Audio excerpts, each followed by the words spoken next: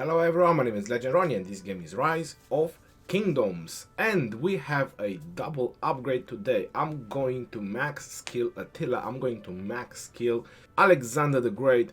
And in the same time I'm going to do an update about my 5 cav marchers with the talents.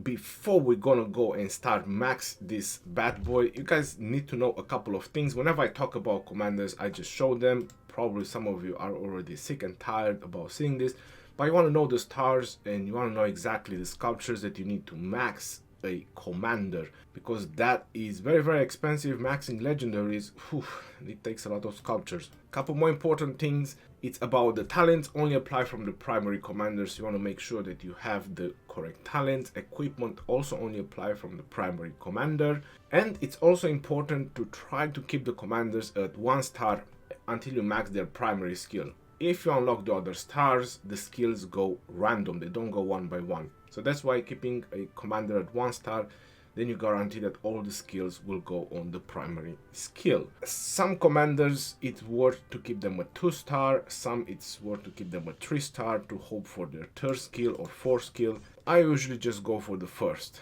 But if we take commanders like, let's say Minamoto for example, you want to max his primary too, because that's what is the best that he has. The cav boost and his badass nuke. You can take Frederick for example as well, you keep him at primary and secondary, and many other commanders.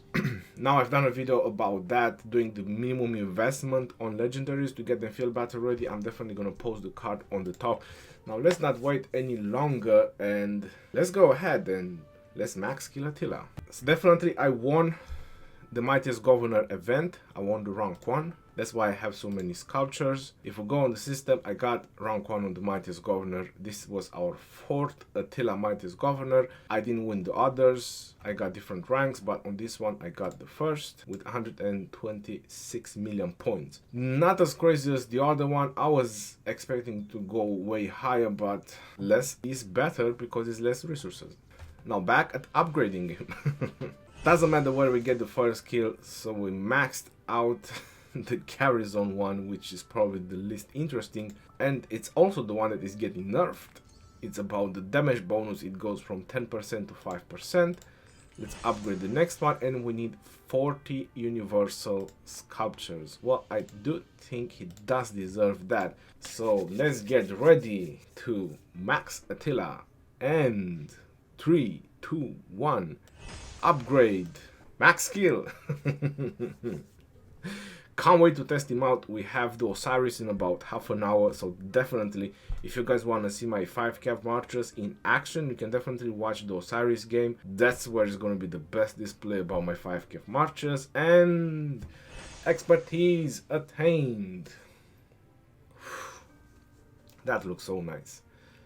Troops led by Attila are immune to silence effects against enemy troops with less than 50% strength, increased damage dealt by 20%. That's really huge. That's really huge. Once a garrison goes under 50%, very nice expertise. And a bit of march speed when leaving the battle. And now he has a shiny golden aura around him. Well, we are not done yet. We are not done yet with maxing legendaries. Because like I said, the next one is going to be Alexander the Great.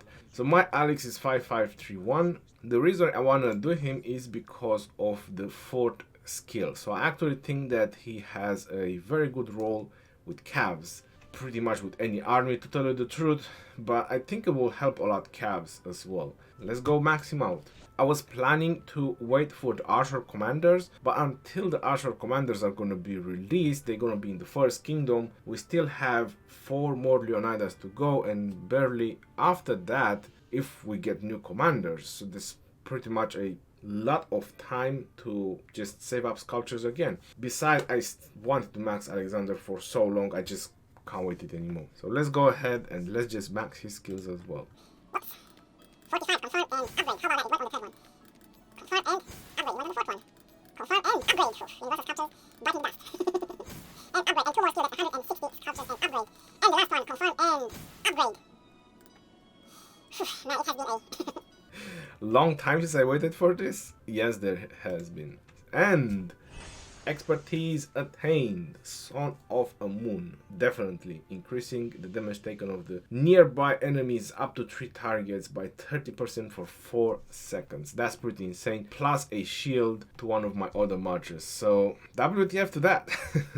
Double max skill legendaries in the same day. If I'm going to get him to 6-star, I probably will. Right now I just don't have the stars, probably just 5, but I'll probably get him to 6-star, even though I don't really have like great commanders to rally with infantry, so I might just, you know, wait a little bit on that. Now let's see the 5 cav marchers, and then I'm gonna show the talents as well. Number 1, Saladin and YSG. You're noticing them over here. Number 2, Attila and Takeda, max skills, definitely. Number 3, Genghis and Alexander. Now, if this is going to be changed a little bit in the future, it's probably will be. I'm not 100% sure. I was told people tried Genghis and Alexander and they weren't so happy with the results. Well, mainly I just care about his 4th skill, so that's why I care about him just popping shield as often as possible, so that way you get the 4 skill debuffs as often as possible. Pretty much that's the theory behind it.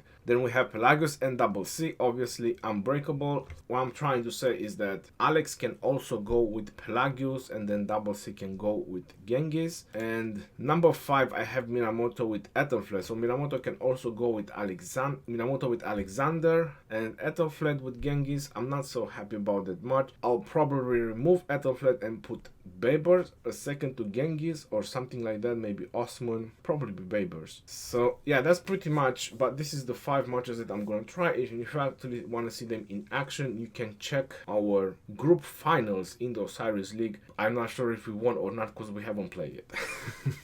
Now let's go into the talents, starting with the first, Minamoto. You're noticing equipment, and these are his talents. This is the cav part, and this is the skill part.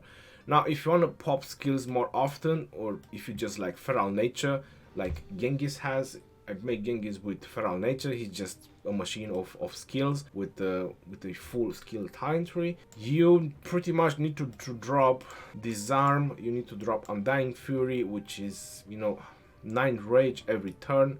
If you do 10 turns, there's 90 rage guarantee, and you need to drop more like march speed and probably more march speed from the peacekeeping, so you can get the full feral nature. It has ups and downs, like I said. I keep Minamoto like this. I'm pretty happy the way it works like this. The second one is Saladin. I'm just gonna take them the way I have them in my list of commanders. Let's see his talents. Right, so these are his talent trees. Like, you know, I'm pretty much fan of mobility, so that's why I usually go with the march speed and all that. But if you actually want more protection, or you want your Saladin to be even more tankier, you need to drop from conquering. You need to drop talents from conquering, and you can get emergency protection. And you can probably get Undying Fury as well, so you have even more rage with your Saladin and even more protection. You can probably drop some march speed if you don't want him to be that fast, but I think that he needs the march speed. He's pretty slow with YSG as a second in command. If you put him with other cav commander that has march speed, it might be just fine if you drop the march speed. So again, I'm just alright with this. He's tanky enough for me, but if you want more protection, you can definitely go with emergency protection and drop the conquering part. Third one is Genghis Khan. So these are Genghis Khan talent tree. Like I said, I'm going with full skill on Genghis rather than Undying Fury. His rage requirement is very low on the primary skill. Anything that can do rage, I like on Genghis Khan. He's kind of, you know, a skill damaging machine. I like it a lot. Let's see how he's gonna do with Alexander as a second in command. I'm pretty curious about that. The fourth one is Attila. Obviously, he's also the rally leader, so he kind of has the best equipment. The best equipment I have, to be more specific. And this is Attila talent tree. I went with Undying Fury because he doesn't have any kind of rage restoration, so any rage that he can get, it will definitely going to help him a lot. Disarm as well, like I said, I use him for rallies. So debuffing the structure that he's actually rallying, there's nothing bad at all. That means less damage that the rally takes. So that's really good. And then you have the attack part, increase counter attack damage, because his 4 skill, that's what it does, you know, it increases his all damage including counter attack, more damage, more normal attack damage. So I say that's pretty solid. And the last one on the list is Pelagius, and my poor Pelagius actually has Acid Sufferance, which it might just go on Minamoto now that I remembered. I think Pelagius can actually do much better with this. Yep, because it's just Pelagius, and Minamoto will do much better with this. Pelagius in the end will have his Acid Sufferance because I have one more to craft, but right now I just want to, you know, keep on the legendary, the best equipment that I have. And this is the talent tree for Pelagius. I keep him the same as Minamoto because Pelagius is usually with double C. Double C has Rage Restoration, Pelagius has Rage Restoration with his primary skill. It's quite a lot of Rage Engine on this March, Pelagius double C. So I'd rather have, like, I don't know, more debuffs, you know, 100% rage like Undying Fury. So I just keep him like this. I like the way it works, so I don't change it. If you put Pelagius with Minamoto, for example, I would take Latent Power to enhance the additional damage, because Pelagius has additional damage and Minamoto has additional damage, and then you probably have to drop Disarm. That's pretty much the only thing, or the only thing worth it to actually drop, so you can get Latent Power. That would be the only modification that I would do if I would put Pelagius with Minamoto. So these were my 5 Cav marchers. I mean, my current 5 Cav marchers. Like I said, if they will change, it's just slightly modification.